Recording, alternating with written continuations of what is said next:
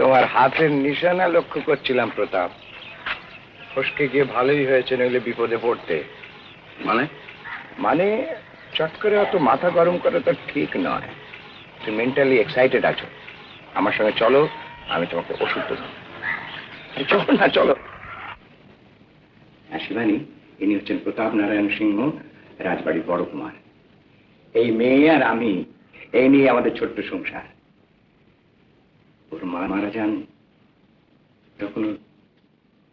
যাকে যা বলছেন, বসো বসো বসো বসো বসো। আইনত সম্পত্তির উপর কোনো দাবি তোমার নেই, তবে রাজা বাহাদুর যদি দয়া করে আইন আমি বুঝি ডাক্তার বাবু, আর আপনাদের এই রাজা বাহাদুর আমায় যে কিছু দিয়ে যাবেন না এটা আমি জানি। তাহলে রাজনারায়ণকে গুলি করাটা তোমার পাগলামি হতো।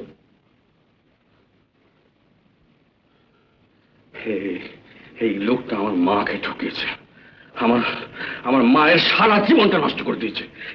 এইসব কথা যখন আমার মনে আসে তখন আমার মাথার মধ্যে আগুন জ্বলে উঠে ডাক্তারবাবু। আমি তখন পাগল হয়ে যাই, পাগল হয়ে যাই, বিশ্বাস করুন না। দেখো হে, নবাব বাদশাহ রাজা জমিদারের কাছে এসব কিছুই নয়, খেলা। ওদের কাছে খেলা হতে পারে ডাক্তার বাবু, কিন্তু যাদের জীবন নিয়ে খেলা হয় তাদের কাছে অনেক কিছু। ডাক্তার বাবু, আমার মাকে যা দেওয়া হয়নি আমাকে তা দিতে হবে, আমাকে স্বীকার করতে হবে ওই রাজবাড়ির একজন বলে।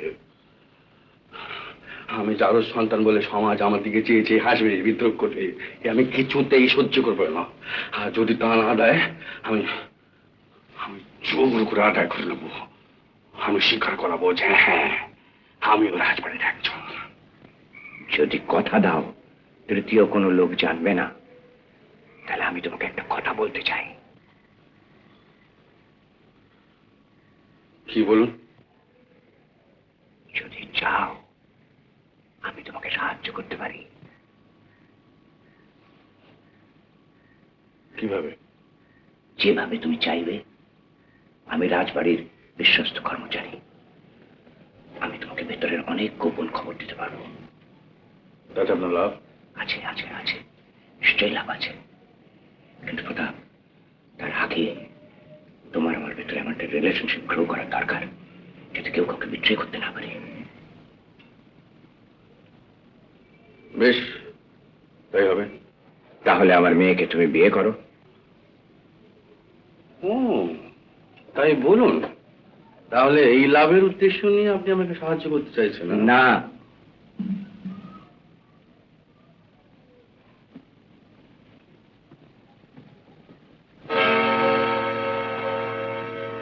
এই আমার স্ত্রী। তখনও সে বেঁচে ছিল। সেদিন ছিল প্রচন্ড ঝড় জলের রাত।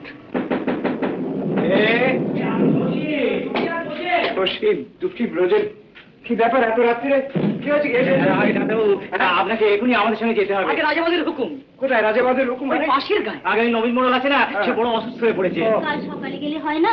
ঝড় জল আসবে মনে হচ্ছে। আরে তোমরা বুঝতে পারছো না, এই দুর্যোগের রাত্রি আমার মানে ইনি আর ওই বাচ্চা মেয়েটা ছাড়া কেউ নেই, যাবো কি করে? আগে সে আমরা কি বলবো বলুন। রাজাবাদের হুকুম, আপনাকে নিয়ে এক্ষুনি যেতে হবে। নবীন মোড়ল ভীষণ অসুস্থ। যাও, ভালো ভালো ফিরে এসো। রাজাবাবু যখন খবর পাঠিয়েছেন নিশ্চয়ই কারো খুব। তুমি শিবানীকে নিয়ে একলা থাকতে পারবে তো? হ্যাঁ পারবো। আচ্ছা, আমার ছাতার চাদরটা দাও। একটা কত দূরে? বেশি দূর নয়, এই কোষ দিয়ে। ফিরতে কতক্ষণ হবে? আগে আপনি সূর্যোদয়ের পূর্বেই ফিরে আসতে পারবেন। ওই কি হবো? আচ্ছা, চলো তাহলে। তোমরা শোনো, তুমি দরজাটা ভালো করে বন্ধ করে দিয়ে রেখো। হ্যাঁ, আর খুব সাবধানে দেবো। কিছু ভয় নেই, ভয় নেই। আমি এক্ষুনি ফিরে আসছি, সকাল হবার আগে আসবো। চলো চলো।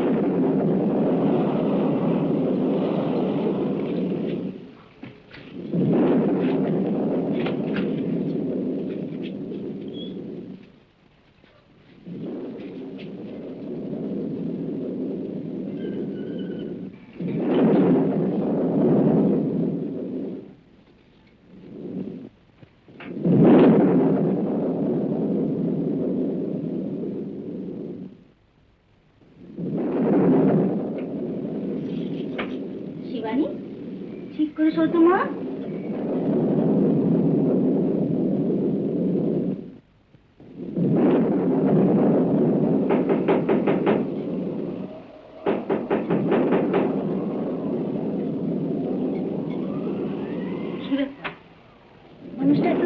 বাড়ি ফিরে এলো?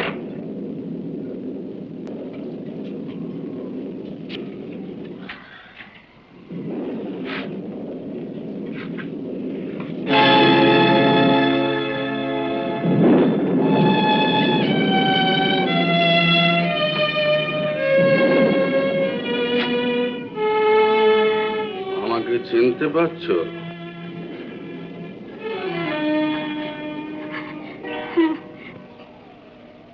পরশুদিন তুমি রাজবাড়ির মন্দিরে পুজো দিতে গিয়েছিলে না?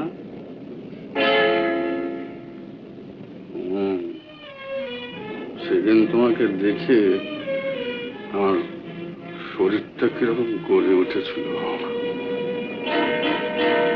তাই আজ ভালো করে দেখতে এলাম। আপনি আপনি কালকে আসুন, উনি তো এখন বাড়ি নেই। আমি জানি, আমি আসবো বলেই তো তোমার স্বামীকে এখান থেকে সরানো হলো। আমাকে এত ভয় পাওয়ার কি হলো?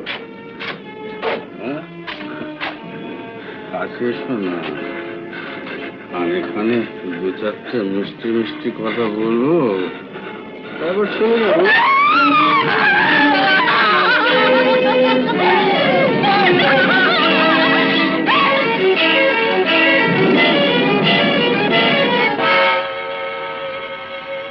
সেই দিন রাত্রে রাজা বাহাদুরের লালসার শিকার হয়ে সরমা লজ্জায় ঘৃণায় নিজের শাড়িতে আগুন লাগিয়ে আত্মহত্যা করল।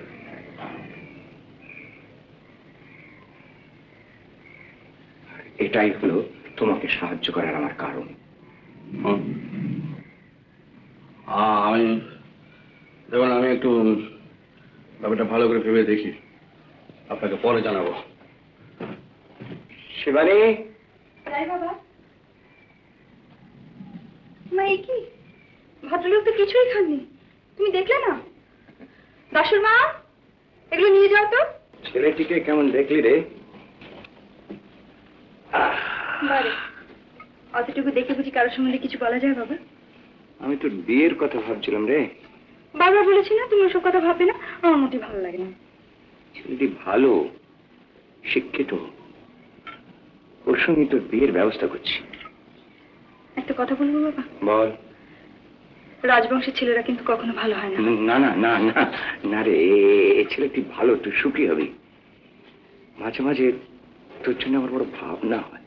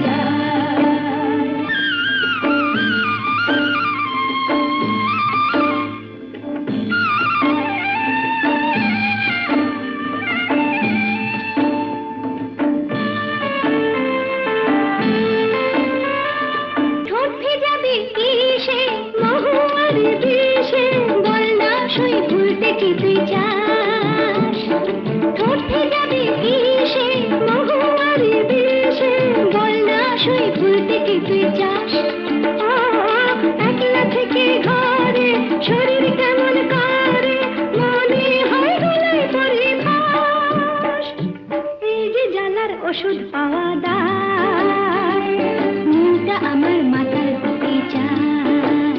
ও চল চল ধীরে চল, চল চল ঘরকে চল, মনটা আমার মাতাল হতে চায়, পাতাল আসলে সূর্যি ডুবে যায়।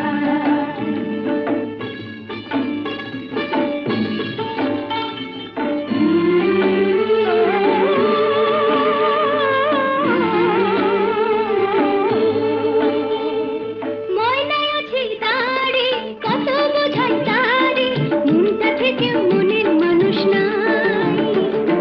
ময়নায় আছে তারে, কত বোঝায় তারে, মনটা থেকে মনের মানুষ নাই। হায় রে কি যে করে, কি মরণে মরে, শোনে কে বলতে কি যে চায়। যৌবন সব ছবল মারে গায়, যৌবন সব ছবল মারে গায়, মনটা আমার মাথার হতে চায়। ও চল চল ধীরে চল, চল চল ঘরকে চল, মনটা আমার মাথার হতে চায়, কাঁচা লাশই সূর্যি ডুবে যায়। ও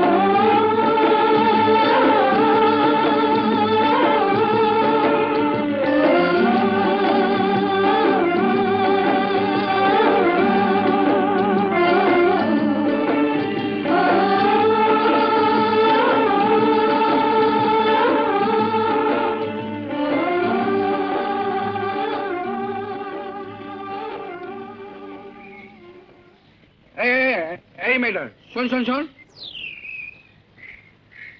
তোকে তোকে শোন।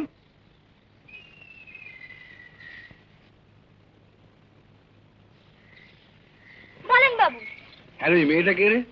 কোন মেয়েটা? আরে ওই যে লম্বা মতো সামনে শাড়িতে নাচছিল, খালি পিছন পিছনে থাকা ছিল, কে? ও ও তো পুতুল, মতি জমি মেয়ে। পুতুল? পুতুল মতির জমি? আরে হ্যাঁ হ্যাঁ মনে পড়েছে। আরে পুতুল শোন শোন শোন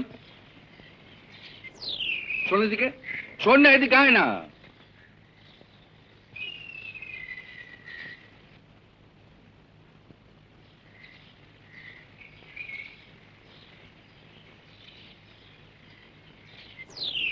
কি রে, আমাকে চিনতে পারছিস? না তো। ভালো করে দেখ তো, চিনতে পারছিস না?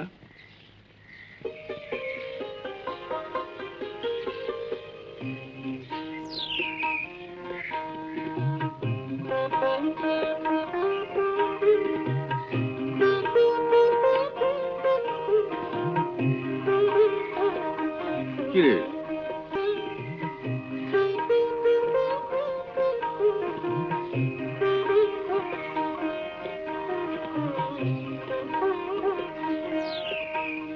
রাঙ্গা বাবু, কত বড় ডাগর হয়েছে আপনি। কোথায় ছিলেন, কবে এলেন? তোর বাবা কেমন আছে?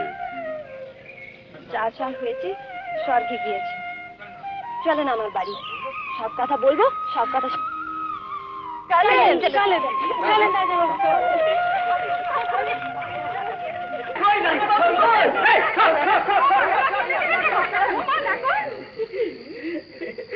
রাঙা বাবু, তোমাকে এতটুকু দেখেছিল, এখন কত বড় জুয়ান হয়েছে।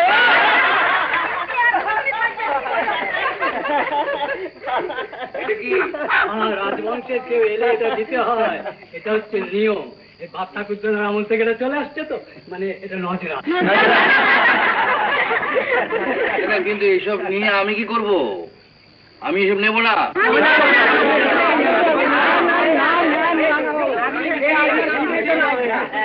আমাদের দেওয়া কর্তব্য। রাজাকে খুশি করার জন্য যে যা পারে দিয়েছে, তাকে কি ফেরত নেওয়া যায়? কিন্তু আমি তো রাজা নই আফজল কাকা। ওই রাজবাড়ির লোকেরা আমাকে রাজা বলে স্বীকার করে না। বুড়ো বয়সে রাজা বাহাদুরের মাথা ঠিক নেই, নিজের রক্তের সন্তানকে কেউ অস্বীকার করে গা। আমরা বাবু জানি তুমি ওই রাজবংশের বড় রাজকুমার। আমাদের দিদি ঠাকুর কেমন আছেন গো? তোমার মা? আহা, সত্যি দিদি ঠাকুর আমাদের সাক্ষাৎ ভগবতী ছিল। আরে বাবা, আমাদের দুঃখ কষ্টে সে কত নাকি করেছে গো। কত করেছে। হ্যাঁ? মা অনেকদিন হলো মারা গেছে। হ্যাঁ, যক্ষা রোগে মারা গেছে। না খেতে পেয়ে বিনা চিকিৎসায় একটা নোংরা বস্তির মধ্যে। দেখে ওসব কথা ছেড়ে দাও। অনেকদিন পরে তোমাদের মাঝখানে এসে বড় ভালো লাগছে। মনে হচ্ছে কত সব আপনজনের মধ্যে ফিরে এলাম। বাবু তুমি আবার আসবে তো? হ্যাঁ হ্যাঁ, আসবো আসবো আসবো, রোজ আসবো। আসবে তো?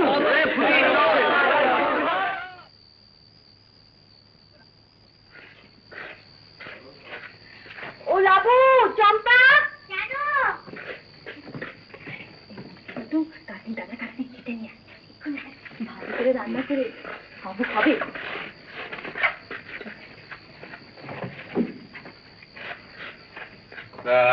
আরে পুতুল, তুই বিয়ে থা করিস না, কেন? বুড়ো বাপ একটা ছেলের সঙ্গে কথা পাকা করেছিল। কি হলো তোর? আমি রাজি করি। কেন? জোয়ান পুরুষ কাজ কাম কিছু করে না, কেমন মদ আর ওই জুয়া খেলা নেশা, কেমন মদ দিয়ে করে। হ্যাঁ রে পুতুল, তোর ছেলেবেলার কথা কিছু মনে পড়ে? একটু একটু। বাবা যা রাগী মেজাজ ছিল আপনার। আর সেই জন্যই বোধহয় একমাত্র তুই ছাড়া আমার কাছে আসতে একটু সাহস করতো না, তাই না?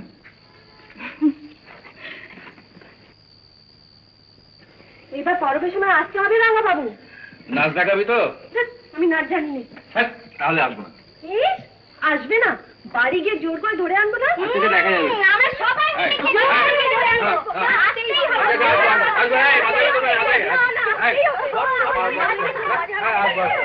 আরে পুতুল, রান্না কর। কি বলতে যাবা বল, খিদে পেয়ে গেছে।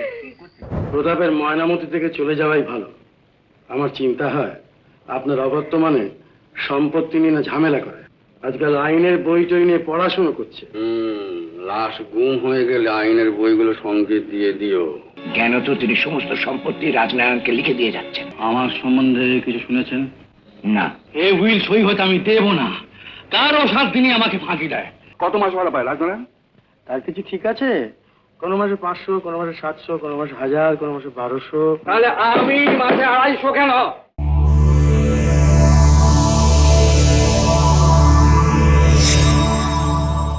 উত্তম কুমারের সেরা সিনেমা দেখতে হলে ডাউনলোড করুন ক্লিক অ্যাপ।